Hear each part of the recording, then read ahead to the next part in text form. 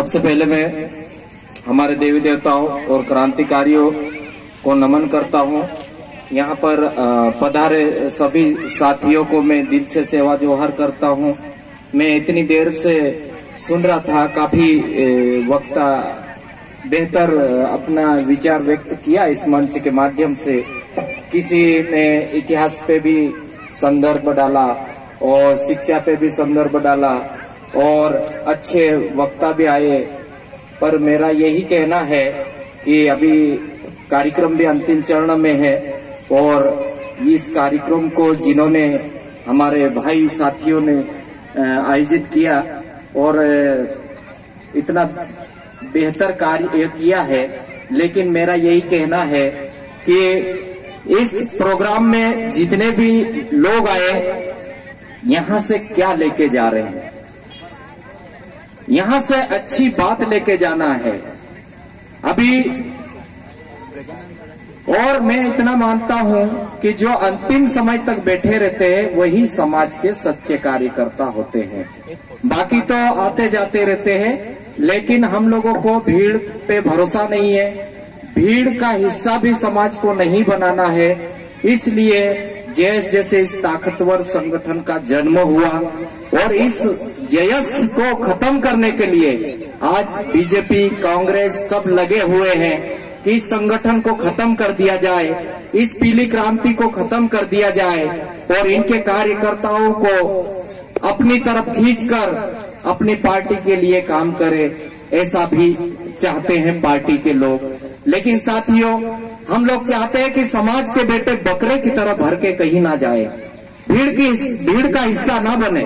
समाज के बेटे को अपनी मर्जी से जाना चाहिए, कहीं भी जाए तो खुशी खुशी जाना चाहिए, लेकिन मजबूर करके कहीं ले जाए जैसे नेताओं की रैलियों में जाते हैं, तो ये दुख की बात है।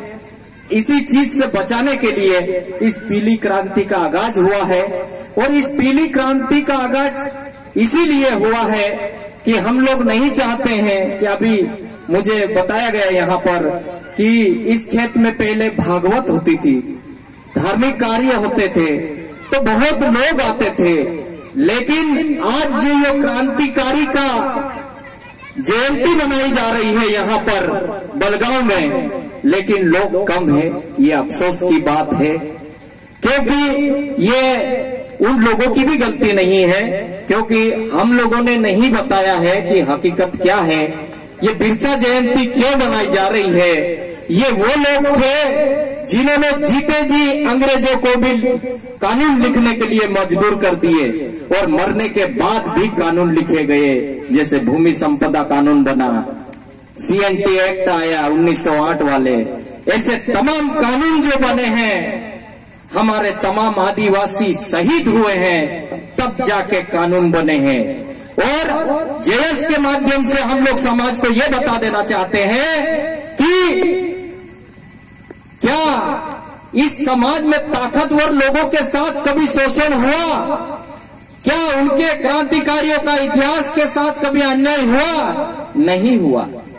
आप लोगों ने देखा होगा इस देश में अंग्रेजों की लड़कियों के साथ कभी बलात्कार नहीं हुए, मुगलों की लड़कियों के साथ बलात्कार नहीं हुए, आर्यों की लड़कियों के साथ बलात्कार नहीं हुए। उनके समाज ही इतना समृद्ध था, इस कारण से उनके समाज के साथ कभी अन्याय नहीं हुआ, कभी शोषण नहीं हुआ, कभी अत्याचार नहीं हुआ, क्योंकि वो लोग ताकतवर लोग थे। वो कानून को जानते थे, कानून को बनाते थे। मीडिया जैसे ताकतवर संवाद के जो स्रोत है वो उनके पास थे। वैसे हम लोग भी चाहते हैं कि समाज के बेटे न्यायपालिका में जाए, समाज के बेटे कार्यपालिका में जाए, समाज के बेटे विधायिका में जाए, समाज के बेटे मीडिया में जाए, ये हम लोग चाहते हैं साथियों। इसीलिए आज हम लोग भूखे प्यासे दौड़ के आते हैं कि यहाँ पे बलगांव में समाज का प्रोग्राम है, तो ये देख के दुख भी होता है कि लोग ज्यादा देर नहीं बैठते हैं। लेकिन हम लोगों को इस बात पे हमारे इतिहास तरफ मुड़कर देखना होगा।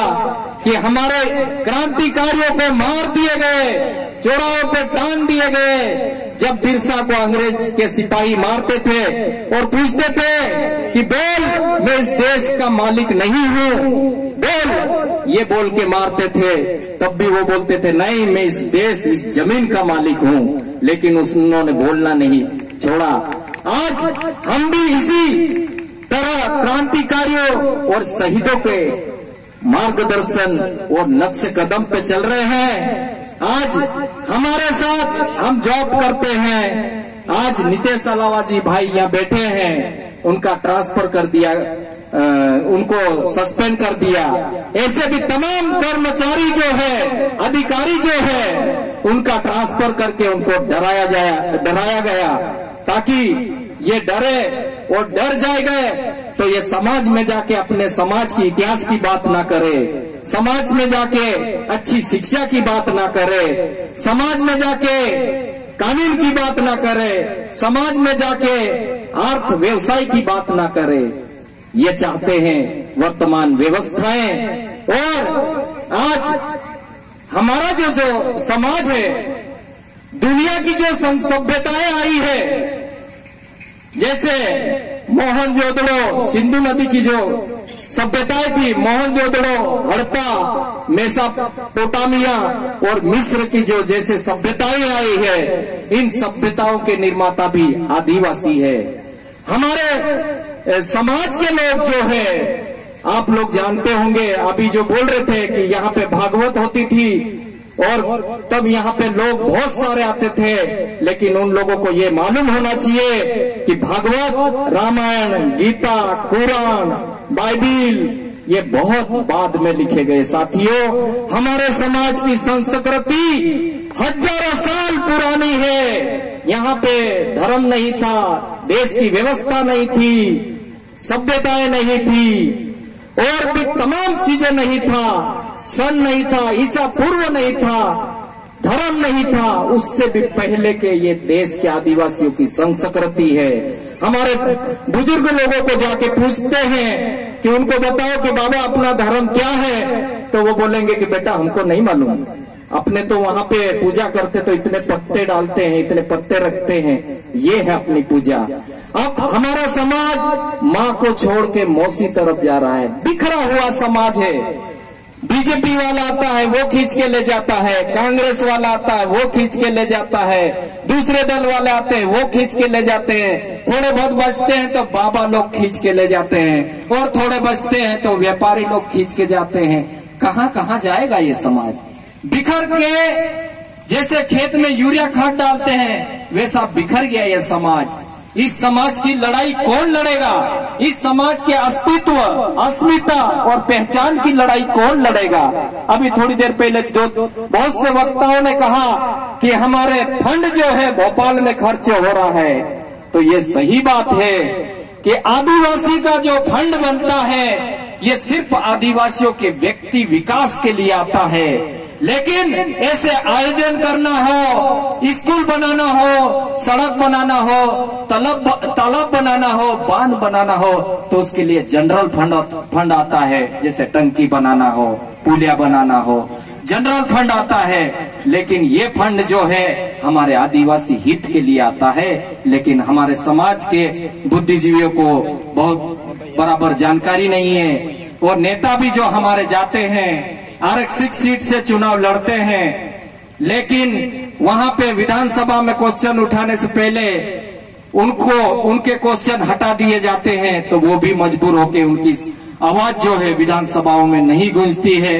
तो साथियों, आज समय बहुत कम है मेरे पास, इसलिए मैं कहना चाहता हूं कि साथियों, मुझे खुशी हुई कि जब हम 2013 में बड़वानी में पहला प्रोग्राम किए थे तो हम सोचते थे कि यार कार्यक्रम का संचालन कौन करेगा, वक्ता कौन बोलता, चलो यार वो वक्ता अच्छा बोलता है तो उनको बुलाते हैं। लेकिन आज की तारीख में मैं खुद अब आखिरी में मेरा नंबर लगा है और मैं भी ये चाहता हूं कि मेरे समाज के बेटे बोले, मेरे समाज के बेटे लिखे और मेरे समाज के बेटे आगे तक नेतृत्व करे, ऐसा हम भी चाहते हैं। अभी भी मुझे दुख हो रहा है कि 2-4 वक्ता अभी भी नीचे रह गए हैं, मुझे दुख है। लेकिन साथियों, हमें मंच मिले या ना मिले उसकी कोई परवाह नहीं करना चाहिए, लेकिन इस मंच का उद्देश्य क्या होना चाहिए, इस मंच के माध्यम से क्या विचार जाना चाहिए, ये जरूरी है साथियों। हमारे क्रांतिकारियों ने लड़ाई लड़ी। हम जब 12वीं पास हुए तो हम 12वीं में थे, तो हमको पता भी नहीं था कि कौन क्रांतिकारी था। आदिवासियों का कुछ नहीं पता था, लेकिन धीरे धीरे समाज के बैठकों में गए और वहां पे हम लोगों को सीखने को मिला। और अभी भी और कमी है। जिस दिन अभी जो भूतपूर्व रिटायरमेंट IAS साहब जो यहाँ पे आके बोल रहे थे, वैसे आने वाले दिनों में टॉप 10 लॉयर आके यहाँ बात करेंगे, टॉप 10 डॉक्टर आके बात करेंगे, टॉप 10 इंजीनियर आके यहाँ पे बात करेंगे, टॉप 10 मोस्ट लोग यहाँ पे आके बात करेंगे, तब जाके और भी समाज में बदलाव आएगा साथियों। अभी हमारे मीडिया में एक भी एडिटर नहीं है। जब हम लोग पहले बोलते थे कि आज दैनिक भास्कर वालों को एक प्रेस नोट बना देना, तो वो भी बनाते नहीं आती थी। आज थोड़े बहुत इकट्ठे ऐसे समाज के बेटे इकट्ठे होके बात करते हैं तो लोग आके बोलने लग जाते हैं कि यार चुनाव लड़ेगा क्या, कौन सी पार्टी से तैयारी कर रहा है। चुनाव लड़ना ये अलग बात है, समाज के साथ चलना, समाज के साथ बात करना ये अलग बात है। आज हम लोग नौकरियां कर रहे हैं, छोटी मोटी नौकरी कर रहे हैं। हम लोग भी बड़े बन सकते थे, हम लोग भी काफी सपने सजाए हैं कि हमारा भी एक अच्छा बेहतर बंगला हो, सामने ब्रांडेड कंपनी की गाड़ी हो। लेकिन हम लोग समाज की हालातों को देखते हैं, समाज की बेटों को देखते हैं, तो क्या करेंगे उस बंगले में। समाज तो मेरा गुजरात में मजदूरी कर रहा है, चौराहे पे रो रहा है। ये सारी चीजें सोच के आज हम छोटी सी नौकरी करते हैं, हमारे फोन ट्रैक होते हैं, IP, DSB, SB दुनिया भर के खुफिया एजेंसी पीछे पड़ती है, फिर भी डंके की चोट पे अपनी बात रखते हैं। चाहे हमें सस्पेंड कर दो, चाहे हमें डिस्चार्ज कर दो, कोई फर्क नहीं पड़ता, क्योंकि हम इसी समाज के सर्टिफिकेट पे नौकरी कर रहे हैं और इसी समाज के जो आइडेंटिटी है उसे बनाए रखने के लिए ऐसी नौकरियां 1000 कुर्बान करेंगे हम लोग, लेकिन समाज के लिए बोलना नहीं छोड़ेंगे।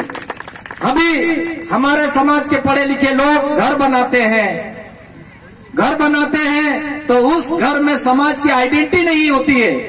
समाज के जिस सर्टिफिकेट पे आप नौकरी कर रहे हैं उसकी आइडेंटिटी नहीं होती है उस समाज उस घर में, तो वो घर किस काम का। आज जो ये बाइया बैठी थी, महिलाएं बैठे थे, ये बहुत बड़े ज्ञानी है। जो माताराम बैठे हैं ये बहुत बड़े ज्ञानी हैं। अभी IAS साहब बता रहे थे कि जंगल में जाते थे तो पहले एक दारू या कुछ भी उनको तर्पण देते थे, उसके बाद पेड़ पौधा काटते थे। तो ये है हमारी संस्कृति। हमारे संस्कृति में अगर मुर्गा भी मारते हैं तो उसके सर के ऊपर हाथ फेरते हैं। हाथ फेरने से उसकी चेतनाएं उसके सर में आ जाती है, उसके बाद उस मुर्गे को मारते हैं। बकरे को भी ऐसे मारा जाता है। और जैसे पेशाब करने जाते हैं या नदी पे नहाने जाते हैं तो वहां भी कंकर मार के पानी को जगाते हैं, बोलते हैं कि कंकर पानी सोता है जगा दो। और पेशाब करने वगैरह जाते हैं तो महिला या पुरुष दोनों खांसते हैं या पैर ठोकते हैं ताकि किसी जीव जंतु जानवर पे पेशाब ना हो। ये है हमारी संस्कृति। और आदिवासी का जो गांव है उन गांवों के आसपास आप लोग कभी गंदगी नहीं देखोगे, क्योंकि माँ जब बचपन से ही बेटे को ऐसी शिक्षा देती है कि बेटा रोड पे शौच नहीं करना, नहीं तो फोड़े निकलेंगे, नदी किनारे शौच नहीं करना, नहीं तो पाप लगेगा। ये हमारी कल्चर है। अगर हमारी कल्चर आदिवासी कल्चर को नहीं अपनाएंगे तो दुनिया वास्तव में खत्म होने की कगार पे जा रही है। ये जो पूंजीवादी के चक्कर में आज जो हमारी हवा भी दूषित हो गई। ये खेत है, ये खेत पहले हल चलता था, आज हल चलता था, ट्रैक्टर चल रहा है। क्या हालत बना दी है समाज की। समाज डिलीट फाइल में जा रहा है। मैं कब से बोलते आ रहे हैं हम लोग कि ये आने वाले दिनों में इस समाज को डिस्कवरी चैनल में देखेंगे और किसी म्यूजियम का हिस्सा बनने में कोई समय नहीं लगेगा, क्योंकि पहले जमाने में अपने जो पुरखाओं की जो पहनावा था वो पहनते थे। आज साड़ी पहन के खेत में जा रहे, कभी आंधी तूफान आ गया तो उस औरत को बोलो कि उधर तूफान आ रहा, जल्दी भाग, और आंधी भीग जाएगी तो गिर जाएगी। हमारा पहनावा बेहतर था, हमारी भाषाएं बेहतर थी, हमारे गाने बेहतर थे, हमारे बाजे बेहतर थे, हमारे लोग बेहतर थे। आज कहाँ गए? हमारा खाना, हेलो, हमारा खाना घर का खाते थे। ये जो बाइया बैठी है, पहले जमाने में इनके पास हर घर में 5 किलो 6 किलो चांदी रहती थी, सोना रहता था। आज वो सोना चांदी कहाँ गया?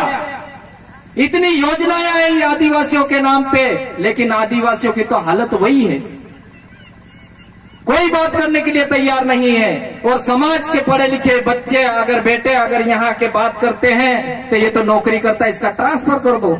मैं तो बोल रहा हूं मेरा ट्रांसफर पाकिस्तान कर दो, कोई डर नहीं मुझे।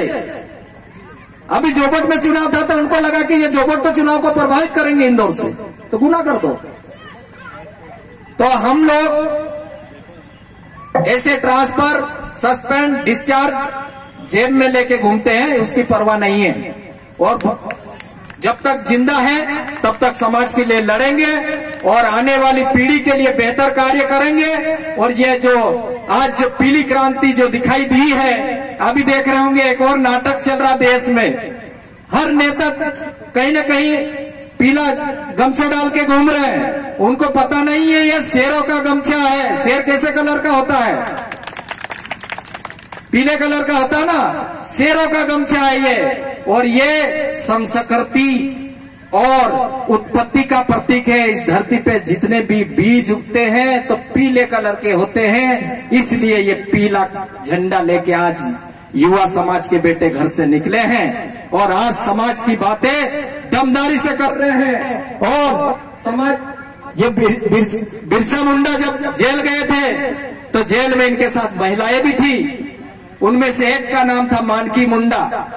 मानकी मुंडा बूढ़ी थी, फिर भी उनके पास कपड़े पहनने के सही तरीके से कुछ भी नहीं था, फिर भी जेल में गई। और आप लोगों को मैं बता दूं, हम बता देते हैं कि जितने भी कानून बने हैं भारत के संविधान में, भारत अधिनियम 1919, भारत अधिनियम 1935 और भारत का जितना भी संविधान में जितने प्रावधान किए गए हैं, इन प्रावधानों को बनवाने के लिए हमारे हजारों आदिवासी मरे हैं, तब जाके इस देश में कानून बने, तब जाके आज हमारे जो समाज है उस समाज के लिए सपोर्टर काम कर रहे हैं। तो साथियों, हमारा समाज के बीच में अच्छा कार्य करते हैं तो लोग धर्म लेके आते हैं। ना हम धर्म के विरोधी हैं, ना राजनीति के विरोधी हैं, हम ना व्यक्ति ना संस्था किसी के विरोधी नहीं है। लेकिन हम इतने ही कहना चाहते हैं कि अपने पुरखाओं की संस्कृति को बचाओ।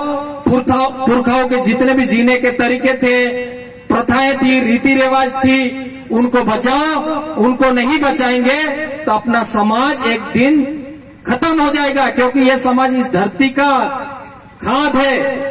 अगर ये समाज खत्म हो गया तो ये धरती भी खत्म हो जाएगी आने वाले दिनों में, क्योंकि इन समाज में मानवीयता है, इंसानियत है, नैतिकताएं हैं।